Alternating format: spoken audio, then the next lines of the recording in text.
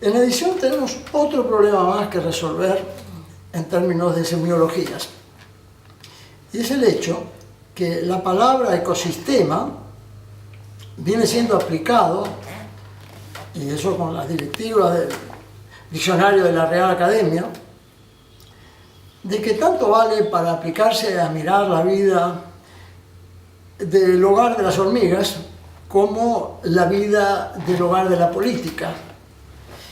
Y claro, en esos ecosistemas así entendidos, tan cerrados a los usos y costumbres de las hormigas o de los políticos o de quien fuere, es muy complicado tener abierta una mirada privilegiada para los ecosistemas. Y es por eso que necesito recordar y valorar la providencia que el glosario de la Ley 11.723 nos regala con la voz ecosistema, a la que le asigna una condición fundamental de sistema termodinámico natural abierto. No son cajas adiabáticas cerradas como motores de explosión y calderas a vapor. Y en adición señala que la única energía que la mueve es solar.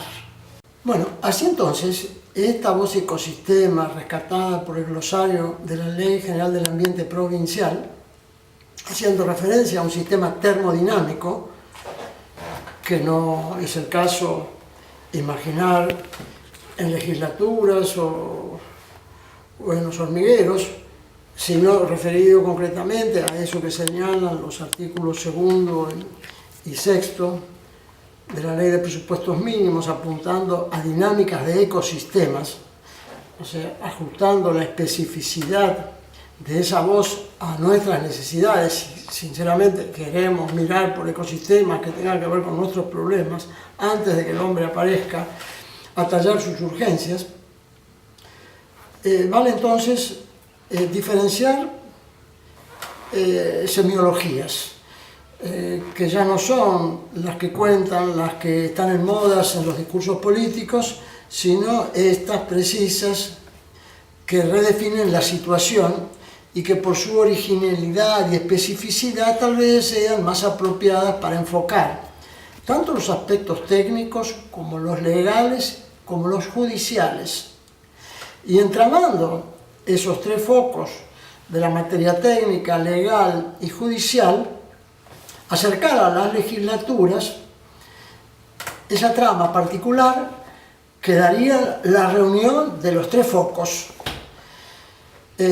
Advierto en los foros académicos predilección por tratar enfoques técnicos que sin lugar a dudas dejan abierta la condición posterior de que alguien haga su relación con los cuerpos legales con los que ya contamos, que no es necesario legislar, sino simplemente comenzar a usar alguna vez después de 50 años, porque todos ellos tienen no menos de 50 años, y eso indica que hemos tenido sobrado tiempo para descubrirlos y aplicarlos. Generar entonces propuestas que tengan la suficiente atención al foco de lo que imaginamos nos piden que resolvamos.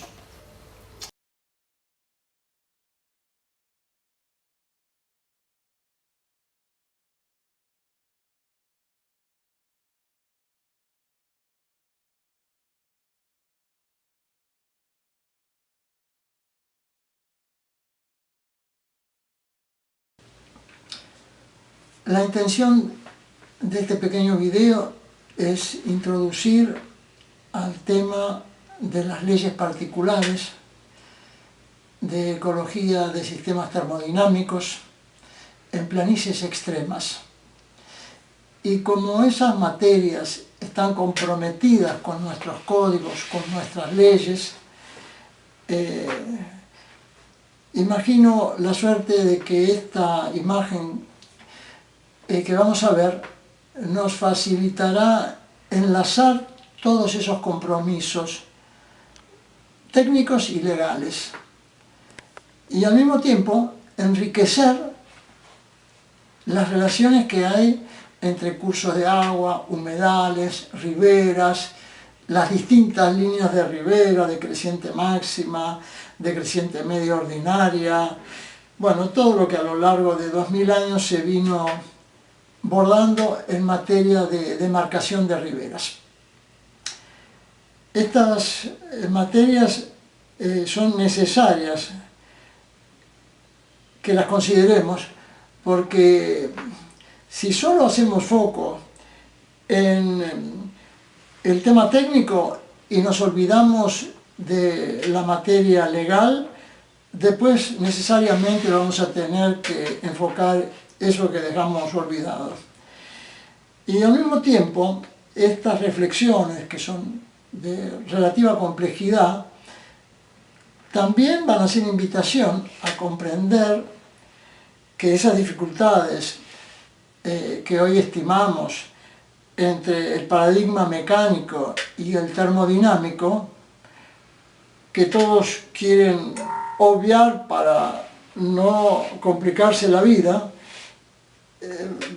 finalmente vamos a advertir que es necesario hacer el esfuerzo de estudiar un poco esas complejidades y aceptar que estos cambios no se manifiestan si no hay disposición a estudiar un poco esas materias y esos compromisos técnicos y legales.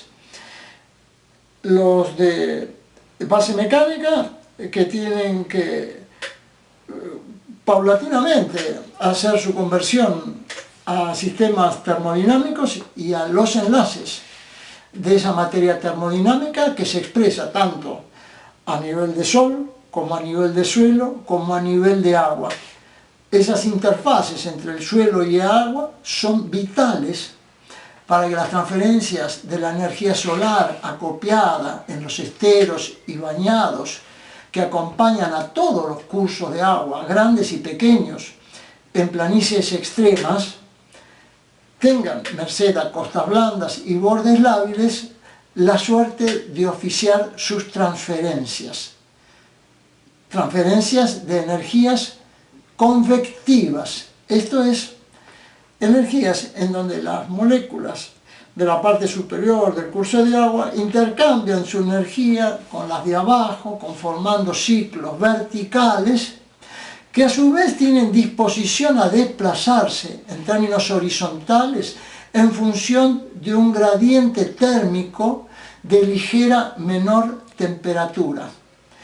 Estas son expresiones que vengo repitiendo, pero que es inevitable que lo haga porque en mi situación personal hace 9 años que estoy instalado en este foco de cosmovisión, pero quienes me escuchan, algunos ya me habrán escuchado, pero es probable que la mayoría no, entonces es inevitable que repita estos temas que van llevando el foco a los compromisos, no solo técnicos y legales, sino a los compromisos que existen entre suelos aledaños y sangrías mayores. La expresión sangría mayor cabe en lugar de la expresión cauce, porque hay circunstancias en donde los cauces devienen tan débiles que la expresión sangría se manifiesta más apropiada, así como la expresión avenida en lugar de cauce, cuando esos cauces aparecen desbordados por kilómetros. Ya no son cauces, son avenidas. Así que a veces usaré la expresión sangría, a veces usaré la expresión cauce y a veces usaré la expresión avenida. Y espero que comprendan ese pequeño florilegio expresivo, pero apunta justamente a poner un poco de color en materias que reconocen grandes diferencias, aquellas que refieren de flujos ordinarios mínimos, que son los que conocen todos los cursos de agua el 98% de su tiempo de vida, y flujos de eventos máximos, que son aquellos que siembran alarma en las poblaciones. El tema es que desde el punto de vista mecánico, o sea, con mecánica de fluidos, con ciencia hidráulica, todas las soluciones que se han venido aportando a resolver los problemas de los eventos máximos, o sea, los anegamientos de las áreas urbanas, etc., siempre comprometen la eficiencia de los flujos ordinarios mínimos. ¿Y esto a qué es debido? A que, primero, los eventos máximos son un problema en los espacios urbanos porque estos desarrollos urbanos no han contemplado las leyes que solicitaban los debidos retiros de las márgenes del cauce para justamente dejar habilitado el espacio de la avenida por donde circularían las aguas de los eventos máximos. A falta de esa margen despejada, porque ya la hemos invadido, aparece la obvia solución mecánica de proponer un alteo, un relleno.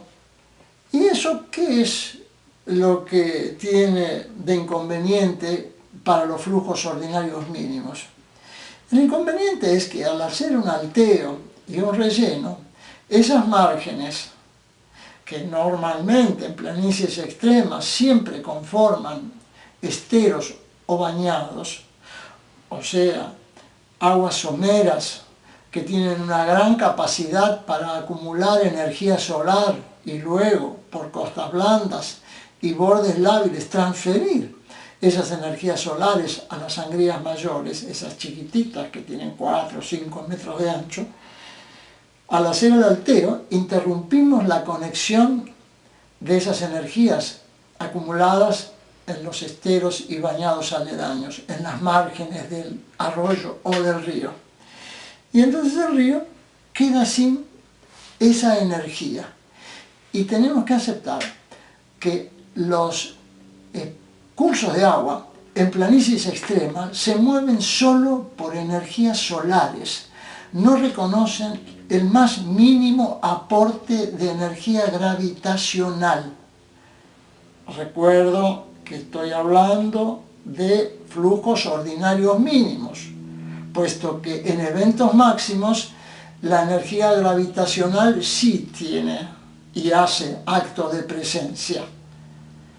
Pero cuando miramos por ecosistemas termodinámicos y tras cultivar esa mirada alcanzamos la suerte de desarrollar fenomenologías de esos comportamientos, de esos enlaces, de esos gradientes térmicos que determinan el movimiento en horizontal de esas aguas, materia que ni siquiera los científicos que están a cargo del laboratorio de humedales en el pabellón número 2 de la Facultad de Ciencias Exactas y Naturales en el 4.º piso, jamás han hablado. Ellos hablan de la comunicación vertical en términos de evapotranspiración e infiltración, pero nunca de aguas someras que en función de un gradiente térmico se desplazan horizontalmente. Así que esto es una novedad. Hablar de los desplazamientos horizontales, de las aguas someras en planicies extremas y la de los propios cursos de agua, pequeños y grandes, solo en función de energía solar, energías convectivas. Por lo tanto, si llamamos a los bomberos porque se nos está prendiendo fuego a la casa o se nos está inundando la casa y el bombero viene y levanta alteos y hace rellenos y nosotros quedamos contentos, tenemos que ser conscientes de que esa alegría se ha traducido en el robo de las energías convectivas que alimentaban las dinámicas de ese curso de agua, al cual pronto veremos en estado catatónico, muerto. Las aguas no se mueven. Cualquiera que suba a los puentes del aliviador de Reconquista advertirá eso, que las aguas no se mueven. Y más aún, si se toma el trabajo de ir hasta la desembocadura del aliviador con el río Luján, a ver que las aguas están totalmente disociadas de las del Luján. Las del Luján responden a flujos de molécula mucho más sana, pues son aguas que bajan del Paraná, cargadas de energía solar, no reconocen ningún tipo de polución, o sea, no hay disociación ni térmica ni hidroquímica, ocupan el cauce del Luján e impiden que esas moléculas de agua más viscosas, de mayor tamaño, con disociaciones térmicas e hidroquímicas de órdago, no tengan ninguna suerte para ingresar al cauce del Luján. Y así es que quedan frenadas. 4.700.000 personas que viven a orillas de ese curso de agua, en donde ya se han invertido varios miles de millones de dólares en los últimos 50 años, para verlo cada día un poquito más muerto. Más aún, ahora quieren invertir algunos centenares de millones de dólares en hacer cloacas en Cuenca Media, en Morón. ¿Y a dónde van a ir esos vertidos sino a un curso de agua muerto, sin dinámica alguna? ¿De qué sirve entonces? Para eso sigan con sus pozos negros y destinen ese dinero primero a resolver la salida de ese tributario urbano que viene del oeste y que tiene paso obligado por el cauce del Luján. Todos los tributarios urbanos del oeste están igual y soberanamente muertos. Por eso, insisto una vez más, y ya me lo habrán escuchado, la necesidad de aplicar las primeras miradas de remediación a nuestros cursos de agua en las salidas tributarias. Si no tenemos cierto de que el inodoro está destapado, es inútil controlar quienes hacen uso del inodoro. Por otra parte, la costumbre de usar el inodoro, querer cambiar eso, va a ser bastante más complicado que destapar el inodoro. Entonces, en lugar de hacer foco en los temas ambientales, que sin duda son los que más presión política ejercen en las vocaciones políticas, valoremos ese único detalle que nos ha regalado la legislación de presupuestos mínimos, la Ley General del Ambiente, que corresponde respetar a todas las provincias, señalando que hay que hacer foco primero en aquellas materias que tienen que ver con el equilibrio de las dinámicas de los sistemas ecológicos y tan solo en segundo lugar prestar atención a los temas generales del ambiente y sus sustentabilidades. Esto tiene algo extraordinario y es en el sentido de que por primera vez la condición antropocéntrica, el hombre como centro de todas las miradas, ha quedado desplazada. Por primera vez hay una legislación que señala la importancia de mirar primero el equilibrio de las dinámicas, siempre estamos hablando de temas de agua, ¿no?, de los ecosistemas termodinámicos a los que vamos a referir. Entonces, en toda mi exposición no habrá prácticamente ningún uso de la palabra ambiente, ambiental, contaminación, polución, porque esos son temas que vienen después de haber hecho foco en el sistema ecológico. O sea, la palabra ecología refiere de los vínculos entre ecosistemas, porque si los ecosistemas no están vinculados, no hay funcionamiento. El movimiento perpetuo que se manifiesta en natura se regala merced a enlaces, a vínculos. Así como en la condición humana, sin vínculos no hay florecer de nada, ni del psiquismo, ni de nada. Lo mismo en la naturaleza. Si no hay vínculo entre los ecosistemas, entre el hormiguero y los políticos y los cursos de agua, si no estamos atentos a lo que vinculan los distintos ecosistemas, estos en particular, que son termodinámicos y que hablan de interfaces de suelos húmedos y de cursos de agua con distintos niveles de agua, estos funcionan aún menos. Por eso nuestro conocimiento para conformar ecología tiene que apuntar a los enlaces. Antes incluso que a los propios ecosistemas. Saber qué los vincula. Cuando conocemos ese vínculo, ahí estamos desarrollando una ecología. O sea, la palabra ecología, entonces, descubramos el valor de aplicarla a los enlaces. Y hago hincapié en esto porque una y otra vez estaré hablando y estaré instalado en la interfaz de los suelos húmedos y de los cauces llenos de humedades, porque así haremos hincapié en esa relación. Esta pequeña introducción que hemos hecho a las ecologías de los sistemas termodinámicos de cuerpos de agua, ya sean humedales o ya sean los propios arroyos y ríos, en planicies extremas, diferenciando flujos ordinarios mínimos de eventos máximos. Ya hemos explicado el motivo de la necesidad, no simplemente la conveniencia, de diferenciar los enfoques para que la solución de unos no signifique la pérdida de los otros. Vuelvo a repetir, después de esta introducción necesitamos enfocar qué relaciones hay entre estos discursos ecosistémicos y los discursos legales. Para ello hemos graficado los primeros conflictos que se manifiestan a nivel de Código Civil.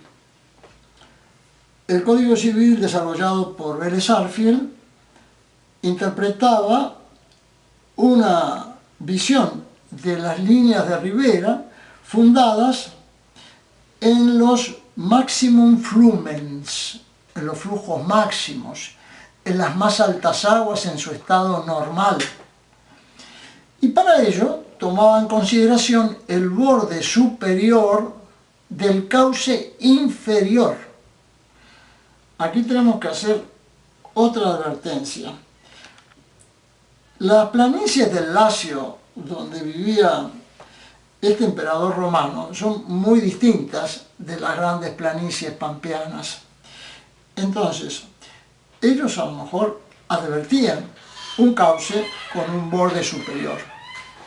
Pero en el caso nuestro, que tenemos planicies extremas, incomparables a las del Lacio, nosotros tenemos la oportunidad de reconocer dos cauces.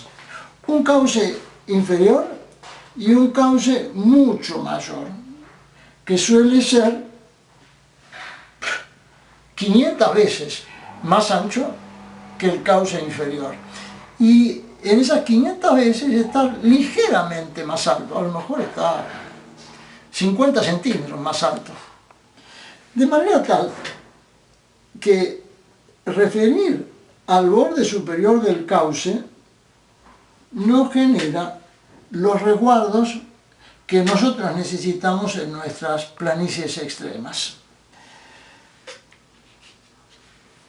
Entonces, aquí en esta imagen hemos referido borde superior del cauce inferior, máximo flumen de Justiniano, las más altas aguas en tu estado normal, que era la interpretación que rescata Vélez Sarsfield de Justiniano, que luego, en la reforma de Borda hace unas cuantas décadas, queda ya diferenciado el artículo 2340, inciso cuarto, del artículo 2577. Ambos antes referían de las más altas aguas, del máximo flumen, y ahora Borda introduce una nueva versión, que es la línea de ribera de crecida media ordinaria. Crecida media ordinaria que a su vez es rescatada por el Código de Aguas Provincial en su artículo 18, señalando que esa línea de ribera cabe ser estimada en relación a eventos que tengan recurrencias mínimas de 5 años. Borda tal vez no advirtió que ese enfoque, que ya exigía criterios de hidrología más cultivados, porque desarrollar, o mejor dicho, modelar tarea en hidrología de flujos ordinarios mínimos de crecida media ordinaria es incluso bastante más complejo que modelar eventos máximos. Y el imaginario de Borda, sospecho, estaba instalado en sus tierras solariegas de San Bartolo, en Alpacorral, en la provincia de Córdoba, donde las pendientes a lo mejor rondan los 3 o 4 metros por kilómetro y los cauces son mucho más robustos y están mucho mejor definidos que estos cauces en planicies extremas, en donde, vuelvo a reiterar, tenemos dos cauces, un cauce inferior y un cauce superior. Entonces, a Borda no le resultó una complicación imaginar esa ganancia en delicadeza para plantear hidrologías más cultivadas, porque no tuvo la ocurrencia de advertir, y esto siempre provocado por el ojo mecánico que cree que todo se extrapola a cualquier circunstancia, y él, al igual que todos nuestros ingenieros hidráulicos hoy mismo, siguen creyendo que las energías en Alpacorral son las mismas de los cursos de agua en nuestra planicie extrema, planicies intermareales, brazos interdeltarios. Y cuando vemos que ese artículo 2340, inciso cuarto, modificado por Borda, tiene la pretensión de recurrencia de 5 años, advertimos que, por caso, el brazo intermareal del Luján, a la altura de Celaya, que allí hay pendientes de 7,5 milímetros por kilómetro, que luego, cruzado el puente de la autopista 9, bajan a 4 milímetros por kilómetro. Bueno, allí los anegamientos se dan 4 veces por año. La planicie de Celaya, no menos de 4 veces por año, aparece toda anegada, de extremo a extremo, no los 15 metros del cauce del Luján, sino los 5 u 8 kilómetros de ancho del cauce superior. Aquí entonces cabe preguntar, ¿de qué nos sirvió la reforma de Borda para hablar de crecidas medias ordinarias?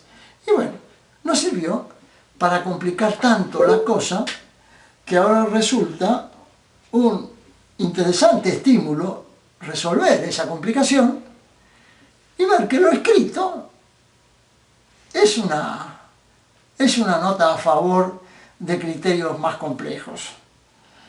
Porque si advertimos que el propio Código de Aguas dice que son 5 años, y nosotros en 5 años vamos a tener 20 veces inundada esa planicie, quiere decir que ni siquiera necesitamos hablar de crecidas medias ordinarias, podemos hablar de crecidas ínfimas ordinarias, que siempre vamos a ver que en esos 90 días, que es recurrencia de 90 días, ya no de 5 años, en que aparece anegada la planicie, todo eso, según el Código Civil, artículo 2340, artículo 2577, artículo 2572, artículo 59 de la ley 8912, en cualquiera de esas circunstancias, esas tierras son de dominio público, y no solamente público, sino público natural, porque esas tierras, vuelvo a repetir, ahora volvemos al introito, esas tierras cumplen una función de enlace entre las baterías convectivas conformadas en los esteros y bañados aledaños y las sangrías, esas tímidas sangrías que llevan nuestras aguas, de las cuales dependen la dispersión de nuestras miserias. Nosotros no nos acordamos que a ese cursito de agua miserable asisten las miserias de 4.700.000 personas, salvo cuando nos acercamos a la orilla y vemos que las aguas están quietas, polucionadas a rabiar y sin solución de saneamiento alguno, ni ecológico ni ambiental. Eso no tiene solución. Entonces, ya vemos que a nivel de Código Civil hay una confusión que viene a nuestro favor, porque aún la más delicada innovación que hizo el doctor Borda acredita que esos esteros y bañados, que esos brazos intermareales, que esas planicies intermareales han sido siempre del dominio público. Recuerdo que en 1750 y 1756, en el Cabildo de Luján y en el Cabildo de Buenos Aires, se resolvió esta misma cuestión. Dos propietarios, descendientes de Miguel de Ríos, habían tomado posesión de las riberas que siempre habían pertenecido a la corona. Y allí los pobladores más humildes iban a buscar maderitas para calentarse en invierno. Y llegó ese momento en que se les impidió hacer uso de las riberas. Así fue que estos pobladores recurrieron al Cabildo de Luján en 1750, al de la Ciudad de Buenos Aires en 1756, y esas tierras fueron devueltas al dominio público, en ese caso de la corona. En 1909, un senador, Tomás Márquez, que después fue intendente de Pilar, saca la ley 3148 de enajenamiento de los bañados del Luján en Celaya. Eran más de 3.000 hectáreas. Si uno ve los artículos de esa ley, advierte no solo el imaginario político, buscando hacer sus negocios particulares, sino el imaginario mecánico. Hay un artículo que habla de la prohibición de hacer uso de energías hidráulicas en una planicie con 7,5 milímetros por kilómetro. O sea, él quería tener tal grado de dominio en esos bañados que no quería que nadie el día de mañana, con la excusa de que ahí habían recursos gravitacionales para fundar una usina hidroeléctrica, pusieran en riesgo esa compra que él iba a hacer a 40 centavos pagaderos a varios años. Ese intendente hasta incluso hoy tiene una calle en el municipio de Pilar.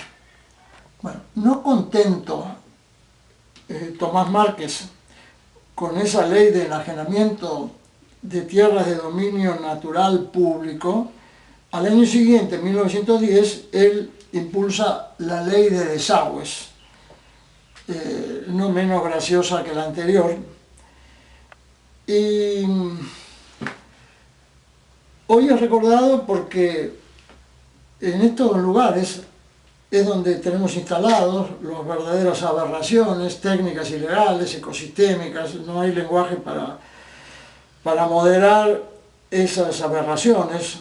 El caso de San Sebastián, el caso de Puertos del Lago, el caso de Nordelta, de todos los barrios de Irico, de Endico, Coronel Park, los de Urruti, los de Schwartz, todo lo que han hecho de desarrollos urbanos en planicies intermareales sobre suelos que por Código Civil y por soportes de ecología de ecosistemas, cabe advertir que son tierras de dominio natural público, ni siquiera del Estado, son de la naturaleza y de todo, es como el aire que respiramos, no es el Estado el dueño del aire, son bienes difusos que corresponden a la comunidad y antes que a la comunidad, a la propia naturaleza, que se sirve de ellos, en este caso, para recibir la energía solar, verla transferida por costas blandas y bordes labios a las sangrías mayores y de esa forma ver moverse sus aguas. Volvamos a los enfoques técnicos y legales, a los enlaces entonces de estos temas de ecología, de sistemas termodinámicos, con los soportes que tal vez nuestras leyes ya nos están favoreciendo para considerar.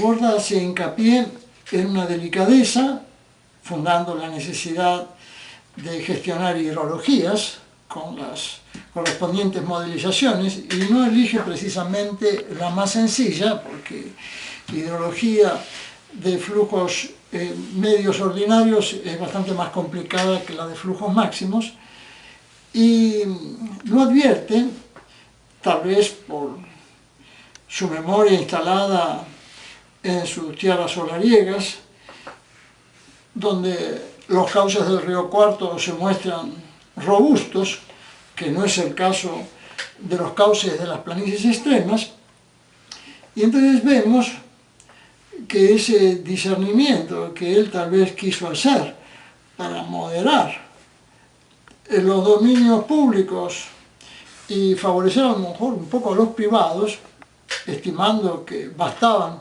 esas prevenciones, de no hablar de las más altas aguas, aun cuando estuvieran referidas al cauce inferior, no advirtió que en planicies extremas esas más altas aguas van hasta el borde del cauce superior, que puede tener, repito, 5, 8 kilómetros o lo que fuere. De hecho, en la zona del Bermejo hay lugares de más bandas de anegamiento de cauces superiores de más de 25 kilómetros.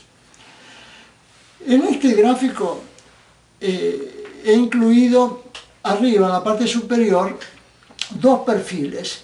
El de lo que vendría a ser un cuenco hidrodinámico, gestionado con imaginario mecánico, una canalización, a la cual cada tanto, cuando hay algún reclamo municipal, la dirección provincial envía una dragalina para que saque 1 metro cúbico de barro, imaginando que eso va a resolver los 700 metros cúbicos por segundo que tenemos planteado en este perfil del arroyo Escobar, en la unión del Pinazo con el Burgueño, y contrasto este cuenco mecánico con lo que son los cuencos naturales, que reconocen a ambas márgenes del pequeño cauce, que aquí vemos, este pequeño cauce sería este, chiquitito, con un poquito de agua, estos serán 5 metros, 15 metros, y estos suelen ser 5 kilómetros, 10 kilómetros. Bueno, comparar esto con esto. ¿Cuál es la diferencia? Que en estos bordes lábiles, con aguas someras, el sol tiene oportunidad de acumular energías. Y estas energías vienen siendo transferidas a esta sangría mayor, y son ellas, esas energías convectivas, las que ingresan por los bordes, las que le dan luego a este cauce la energía para moverse en horizontal, en función de un gradiente térmico. Suponiendo que este cauce en su sentido longitudinal no tuviera pendiente alguna, él va a elegir, esa agua que llega a este cuenco, va a elegir moverse en la dirección donde encuentre el gradiente térmico de ligera menor temperatura, no más de 2 décimas de grado, porque si no quedan disociadas, no se mueven ni para un lado ni para el otro. Pero en función de ese gradiente vamos a tener lo que se denomina advección. Los sistemas convectivos reconocen advecciones, direccionamientos fundados en esos gradientes. Ahora pasemos a un ejemplo concreto. Un corte transversal a 1 kilómetro más o menos de donde se une el Pinazo con el Burgueño, en la localidad de Delviso, en los fondos de Maquinista Sabio. Fue realizado por 2 altos oficiales del ejército que trabajaban en el Instituto Geográfico Militar para acompañar la documentación del estudio de hidrología de ambas cuencas que hizo el hidrólogo Daniel Berger para presentar a la Suprema Corte de la provincia en julio del 2005.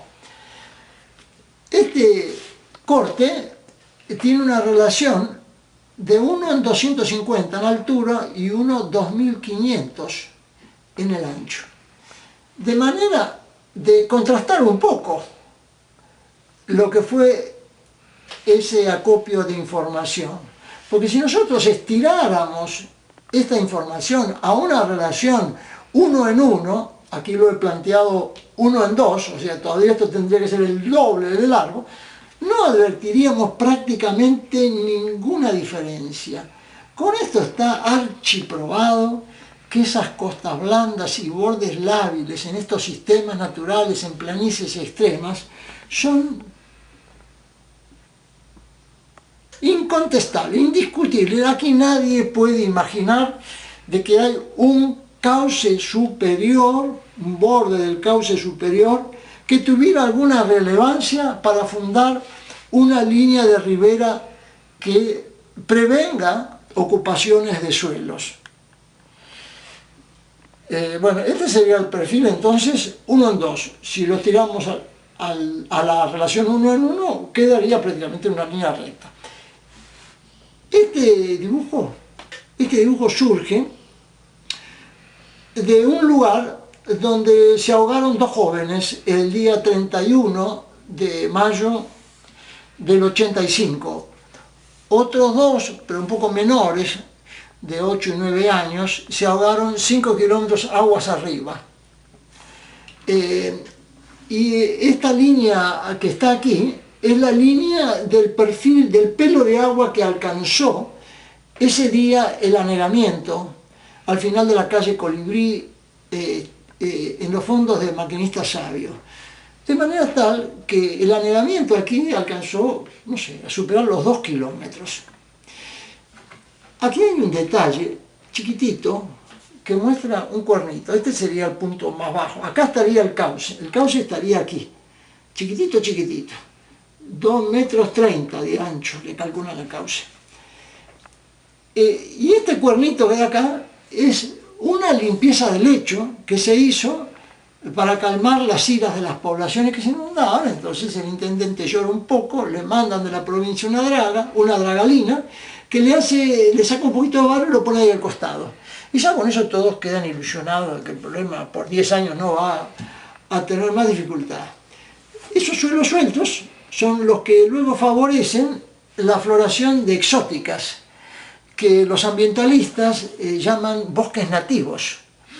Y que, por cierto, cuando hay eventos máximos, esos bosques nativos son los que impiden los rápidos escurrimientos. Justamente esta es la primera medida que después de 50 años la Dirección de Hidráulica ha tomado. Eliminar todos los bosques nativos que hay desde la ruta 8 hasta la 9. Han aportado una cifra de 70 millones de pesos que no sabemos para lo que va a alcanzar, pero bueno, la decisión está tomada. Van a acabar con todos esos cuernitos, frutos de las limpiezas de lechos bastardas, inútiles, que por otra parte afectan a la ley 6.253, señalando que en los primeros 100 metros de ambas márgenes no se pueden modificar los perfiles del suelo. Bueno, yo creo que con estas imágenes a las que hemos referido esta larga hora de este video, quedan más o menos explicitadas los compromisos con las ecologías de estos sistemas termodinámicos, que por cierto toda la energía térmica la descargan en estos bordes lábiles, y los compromisos que tienen la resolución de los eventos máximos que quiere ser resuelto con alteros, que después, por cierto, impiden ese acceso de las energías de los humedales, o como quieran llamarlos, esteros y bañados aledaños, a esta pequeña sangría que es la que se ocupa de mover las aguas en condición de flujos ordinarios mínimos, y ellos los que se ocupan de evacuar nuestras miserias. Estas complejidades, aunque resulten un poco pesadas, las tenemos que incorporar a nuestra conciencia. Muchas gracias.